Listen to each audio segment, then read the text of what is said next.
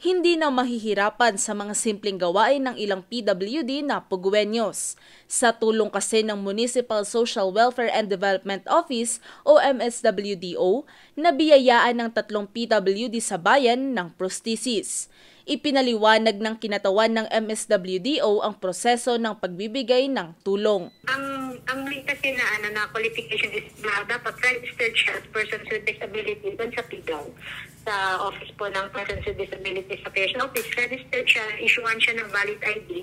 So doon tinitignan po namin kung sino mga nangangailangan ng prosthesis. Ang bawat benepisyaryo ay nakatanggap ng checking nagkakahalaga ng 25,000 pesos kung saan ito ay direktang ibinabayad sa supplier ng prosthesis upang masigurong matatanggap ng mga PWD ang dekalidad na kagamitan na kanilang kailangan. Actually, ma'am, yung program kasi is a regular program naman siya ng MSWD office, ma'am. So, wala po nung naipasa yung law, yung sa PWD law, ma'am.